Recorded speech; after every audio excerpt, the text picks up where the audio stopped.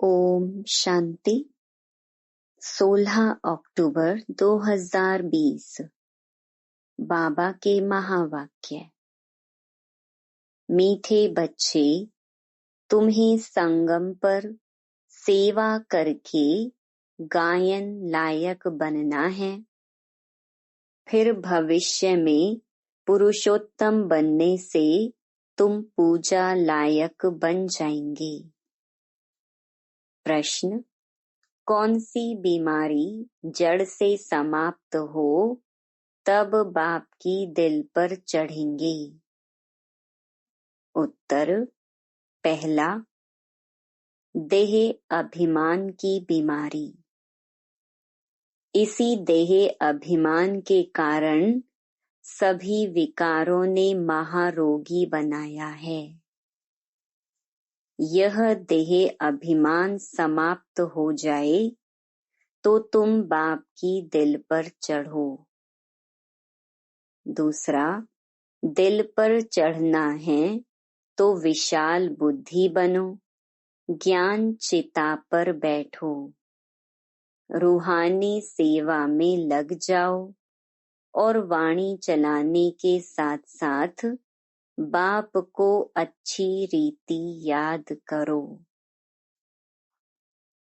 गीत: जाग सजनिया जाग, नवयुग आया की आया। ओम शांति। मीठे मीठे रूहानी बच्चों ने गीत सुना। रूहानी बाप ने इस साधारण पुराने तन द्वारा मुख से कहा। बाप कहते हैं, मुझे पुराने तन में पुरानी राजधानी में आना पड़ा। अभी यह रावण की राजधानी है। तन भी पराया है, क्योंकि इस शरीर में तो पहले से ही आत्मा है। मैं पराये तन में प्रवेश करता हूँ। अपना तन होता तो उसका नाम पड़ता, हमारा नाम बदलता नहीं। मुझे फिर भी कहते हैं शिव बाबा। गीत तो बच्चे रोज सुनते हैं। नवयुग अर्थात नई दुनिया सतयुग आया। अब किसको कहते हैं जागो? आत्माओं को, क्योंकि आत्माएं घोर अंधियारे में सोई पड़ी हैं। कुछ भी समझ नहीं, बाप को ही नहीं जानते। अब बाप जगाने आए हैं। अभी तुम बेहद के बाप को जानते हो।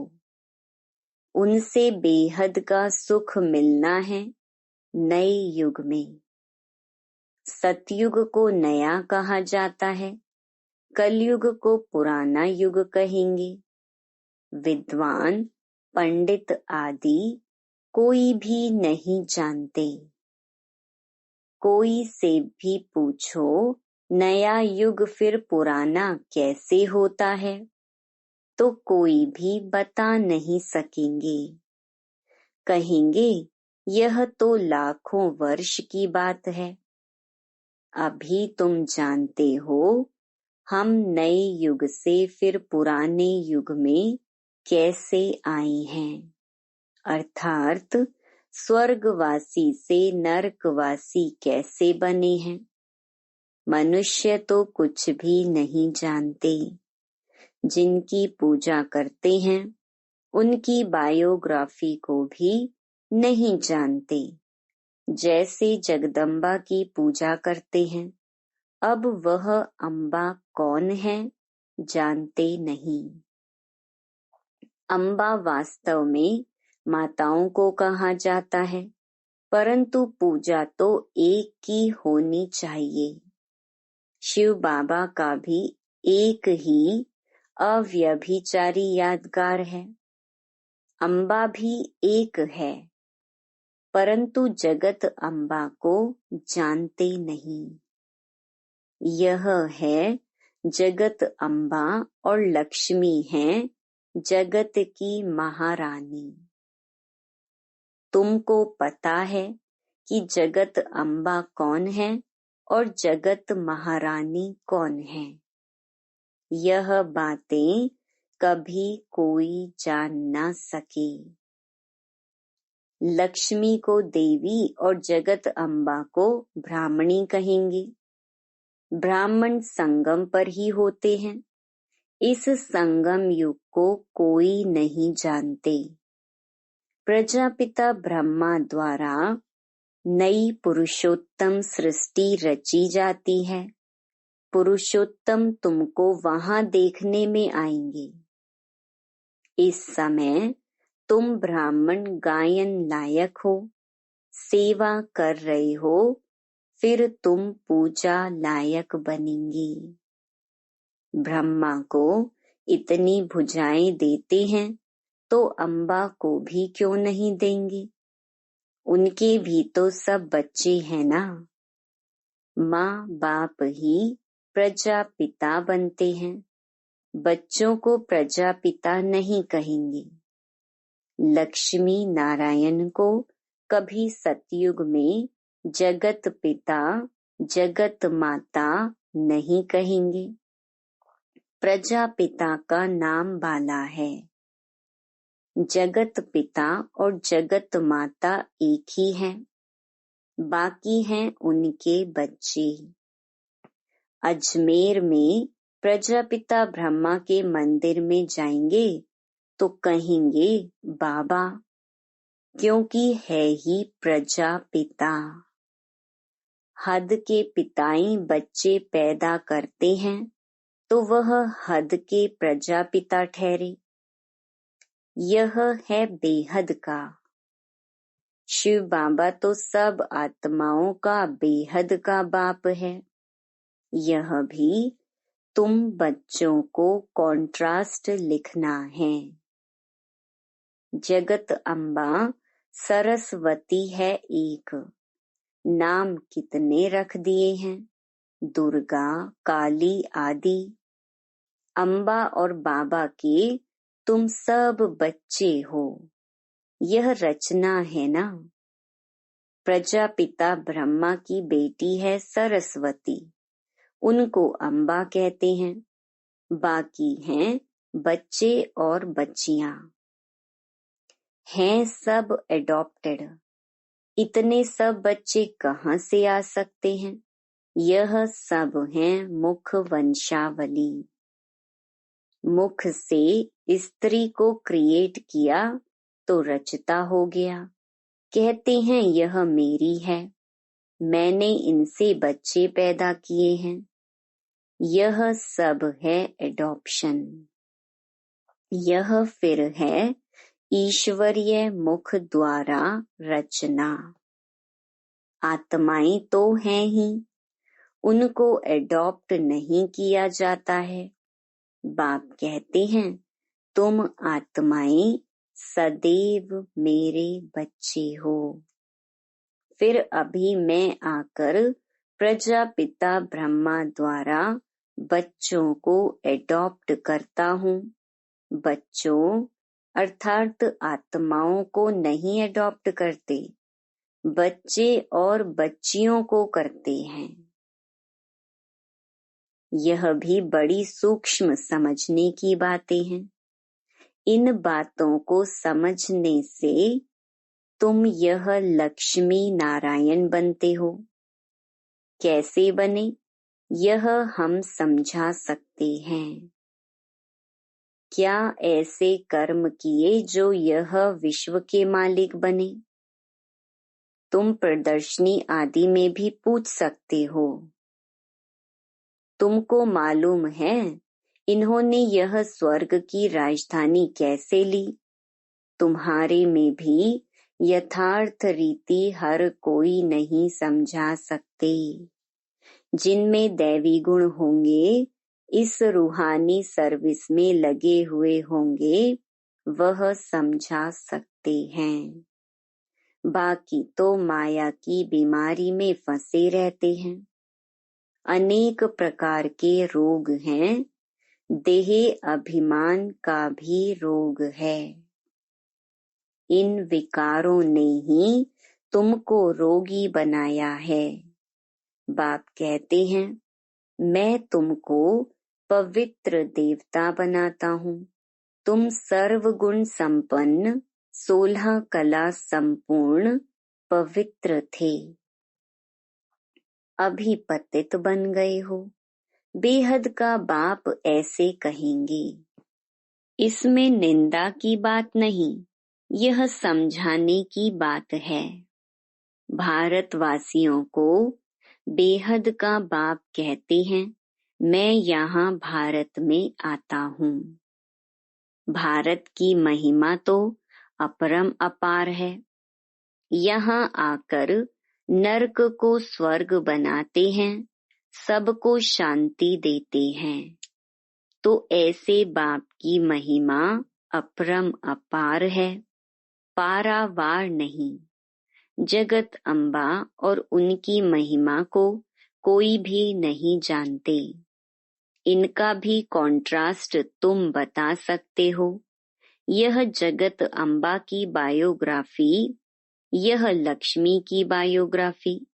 वही जगत अम्बा फिर लक्ष्मी बनती है। फिर लक्ष्मी 184 जन्मों के बाद जगत अम्बा होगी। चित्र भी अलग अलग रखने चाहिए। दिखाते हैं लक्ष्मी को कलश मिला, परंतु लक्ष्मी फिर संगम पर कहाँ से आई? वह तो सतयुग में हुई है।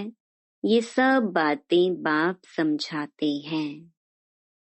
चित्र बनाने के ऊपर जो मुकर्रर हैं, उनको विचार सागर मंथन करना चाहिए, तो फिर समझाना सहज होगा। इतनी विशाल बुद्धि चाहिए, तब दिल पर चढ़ी। जब बाबा को अच्छी रीति याद करेंगे, ज्ञान चिता पर बैठेंगे, तब दिल पर चढ़ेंगे। ऐसे नहीं कि जो बहुत अच्छी वाणी चलाते हैं वह दिल पर चढ़ते हैं। नहीं, बाप कहते हैं दिल पर अंत में चढ़ेंगे। नंबरवार पुरुषार्थ अनुसार जब देह अभिमान खत्म हो जाएगा। बाप ने समझाया है, ब्रह्म ज्ञानी ब्रह्म में लीन होने की मेहनत करते हैं, परंतु ऐसे कोई लीन हो नहीं सकता। बाकी मेहनत करते हैं, उत्तम पद पाते हैं। ऐसे ऐसे महात्मा बनते हैं जो उनको प्लेटिनम में वजन करते हैं, क्योंकि ब्रह्म में लीन होने की मेहनत तो करते हैं ना। तो मेहनत का भी फल मिलता है। बाकी मुक्ति जीवन मुक्ति नहीं मिल सकती। तुम बच्चे जानते हो, अब यह पुरानी दुनिया गई की गई। इतने बॉम्ब्स बनाए हैं, रखने के लिए थोड़े ही बनाए हैं। तुम जानते हो, पुरानी दुनिया के विनाश लिए यह बॉम्ब्स काम आएंगे। अनेक प्रकार के बॉम्ब्स हैं। बाप ज्ञान और योग सिखलाते हैं, फिर राज राजेश्वर डबल सिरताज देवी देवता बनेंगे। कौन सा ऊंच पद है? ब्राह्मण चोटी है ऊपर में, चोटी सबसे ऊपर है। अभी तुम बच्चों को पतित से पावन बनाने बाप आए हैं, फिर तुम भी पतित पावनी बनते हो। यह नशा है। हम सबको पावन बनाए राज राजेश्वरी बना रहे हैं। नशा हो तो बहुत खुशी में रहें। अपनी दिल से पूछो, हम कितने को आप समान बनाते हैं? प्रजापिता ब्रह्मा और जगत अम्बा दोनों एक जैसे हैं। ब्राह्मणों की रचना रचते हैं। शूद्र से ब्राह्मण बनने की युक्ति बाप ही बताते हैं। यह कोई शास्त्रों में नहीं है। यह है भी गीता का युग। महाभारत लड़ाई भी बरोबर हुई थी। राजयोग एक को सिखाया होगा क्या? मनुष्यों की बुद्धि में फिर अर्जुन और कृष्ण ही हैं। यहाँ तो ढेर पढ़ते हैं। बैठे भी देखो कैसे साधारण हो। छोटे बच्चे अल्फ बे पढ़ते हैं ना। तुम बैठे हो, तुमको भी अल्फ बे पढ़ा रहे हैं। अल्फ और बे यह है वर्षा। बाप कहते हैं मुझे याद करो तो तुम विश्व के मालिक बनेंगे। कोई भी आसुरी काम नहीं करना है, दैवी गुण धारण करने हैं। देखना है हमारे में कोई अवगुण तो नहीं है। मैं निर्गुण हारे में कोई गुण नहीं। अभी निर्गुण आश्रम भी है, परंतु अर्थ कुछ भी नहीं। निर्गुण अर्थात मेरे में कोई गुण नहीं। अब गुणवान बनाना तो बाप का ही काम है। बाप के टाइटल की टोपी फिर अपने ऊपर रख दी है। बाप कितनी बातें समझाते हैं, डायरेक्शन भी देते हैं। जगत अम्बा और लक्ष्मी का कॉन्ट्रास्ट बनाओ। ब्रह्मा सरस्वती संगम के, लक्ष्मी नारायण हैं सतयुग के। यह चित्र है समझाने के लिए। सरस्वती ब्रह्मा की बेटी है। पढ़ते हैं मनुष्य से देवता बनने के लिए। अभी तुम ब्राह्मण हो। सतयुगी देवता भी मनुष्य ही हैं, परंतु उन्हों को देवता कहते मनुष्य कहने से जैसे उनकी इंसल्ट हो जाती है। इसलिए देवी देवता व भगवान भगवती कह देते हैं। अगर राजा रानी को भगवान भगवती कहें तो फिर प्रजा को भी कहना पड़े। इसलिए देवी देवता कहा जाता है। त्रिमूर्ति का चित्र भी है। सतयुग में इतने थोड़े मनुष्य, कलयुग में इतने बहुत मनुष्य हैं। वह कैसे समझाएं? इसके लिए फिर गोला भी जरूर चाहिए। प्रदर्शनी में इतने सबको बुलाते हैं। कस्टम कलेक्टर को तो कभी कोई ने निमंत्रण नहीं दिया है, तो ऐसे ऐसे विचार चलाने पड़े। इसमें बड़ी विशाल बुद्धि चाहिए। बाप का तो रिगार्ड रखना चाहिए। हुसैन के घोड़े को कितना सजाते हैं। पटका कितना छोटा होता, घोड़ा कितना बड़ा होता है। आत्मा भी कितनी छोटी बिंदी है, उनका श्रृंगार कितना बड़ा है। यह अकाल मूरत का तख्त है ना। सर्वव्यापी की बात भी गीता से उठाई है। बाप कहते हैं मैं आत्माओं को राजयोग सिखलाता हूँ, फिर सर्वव्यापी कैसे होंगे। बाप टीचर गुरु सर्वव्यापी कैसे होंगे।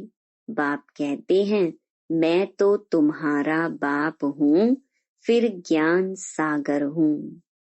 तुमको बेहद की हिस्ट्री ज्योग्राफी समझने से बेहद का राज्य मिल जाएगा। दैवी गुण भी धारण करने चाहिए। माया एकदम नाक से पकड़ लेती है, चलन गंदी हो पड़ती है, फिर लिखते हैं ऐसी ऐसी भूल हो गई, हमने काला मुंह कर लिया। यहाँ तो पवित्रता सिखाई जाती है, फिर अगर कोई गिरेंगे भी तो फिर उसमें बाप क्या कर सकते हैं। घर में कोई बच्चा गंदा हो पड़ता है, काला मुंह कर देता है, तो बाप कहते हैं तुम तो मर जाते तो अच्छा है। बेहद का बाप भल ड्रामा को जानते हैं, फिर भी कहेंगे तो सही ना, तुम औरों को शिक्षा देकर खुद गिरते हो तो 1000 गुना पाप चढ़ जाता है। कहते हैं माया ने थप्पड़ मार दिया, माया ऐसा घूंसा मारती है जो एकदम अकल ही गुम कर देती है। बाप समझाते रहते हैं आंखें बड़ी धोखेबाज हैं, कभी भी कोई विकर्म नहीं करना है। तूफान तो बहुत आएंगे, क्योंकि युद्ध के मैदान में होना पता भी नहीं पड़ता कि क्या होगा। माया झट थप्पड़ लगा देती है। अभी तुम कितने समझदार बनते हो, आत्मा ही समझदार बनती है ना, आत्मा ही बेसमझ थी, अब बाप समझदार बनाते हैं। बहुत देह अभिमान में हैं, समझते नहीं कि हम आत्मा हैं। बाप हम आत्माओं को पढ़ाते हैं, हम आत्मा इन कानों से सुन रही हैं। अब बाप कहते हैं कोई भी विकार की बात इन कानों से ना सुनो। बाप तुम्हें विश्व का मालिक बनाते हैं, मंजिल बहुत बड़ी है। मौत जब नजदीक आएगा तो फिर तुमको डर लगेगा। मनुष्यों को मरने के समय भी मित्र संबंधी आदि कहते हैं ना। भगवान को याद करो या कोई अपने गुरु आदि को याद करेंगे। देहधारी को याद करना सिखलाते हैं। बाप तो कहते हैं माँ मेकम याद करो। यह तो तुम बच्चों की ही बुद्धि में है। बाप फरमान करते हैं माँ मेकम याद करो। देहधारियों को याद नहीं करना है। माँ बाप भी देहधारी है ना। मैं तो विचित्र हूँ, विदेही हूँ, इसमें बैठ तुमको ज्ञान देता हूँ। तुम अभी ज्ञान और योग सीखते हो। तुम कहते हो ज्ञान सागर बाप द्वारा हम ज्ञान सीख रहे हैं, राज राजेश्वरी बनने के लिए। ज्ञान सागर ज्ञान भी सिखलाते हैं, राजयोग भी सिखलाते हैं। अच्छा, मीठे मीठे सिकिलधे बच्चों प्रति मात पिता बाप दादा का याद प्यार और गुड मॉर्निंग। रूहानी बाप की रूहानी बच्चों को नमस्ते। धारणा के लिए मुख्य सार। पहला, समझदार बन माया के तूफानों से कभी हार नहीं खाना है। आंखें धोखा देती हैं, इसलिए अपनी संभाल करनी है। कोई भी विकारी बातें इन कानों से नहीं सुननी है। दूसरा, अपनी दिल से पूछना है कि हम कितनों को आप समान बनाते हैं। मास्टर पतित पावनी बन सबको पावन राज राजेश्वर बनाने की सेवा कर रहे हैं। हमारे में कोई अवगुण तो नहीं है। दैवी गुण कहाँ तक धारण किए हैं। वरदान सभी को ठिकाना देने वाले रहमदिल बाप के बच्चे रहमदिल भव। रहमदिल बाप के रहमदिल बच्चे किसी को भी भिखारी के रूप में देखेंगे तो उन्हें रहम आएगा कि इस आत्मा को भी ठिकाना मिल जाए, इसका भी कल्याण हो जाए। उनके संपर्क में जो भी आएगा उसे बाप का परिचय जरूर देंगे। जैसे कोई घर में आता है तो पहले उसे पानी पूछा जाता है, ऐसे ही चला जाए तो बुरा समझते हैं। ऐसे जो भी संपर्क में आता है उसे बाप के परिचय का पानी जरूर पूछो, अर्थात दाता के बच्चे दाता बनकर कुछ न कुछ दो ताकि उसे भी ठिकाना मिल जाए। स्लोगन यथार्थ वैराग्य वृत्ति का सहज अर्थ है जितना न्यारा उतना प्यारा। Om Shanti. To watch Peace of Mind channel videos on YouTube, subscribe us on youtube.com/tvpeaceofmind. Just a click for a peaceful life.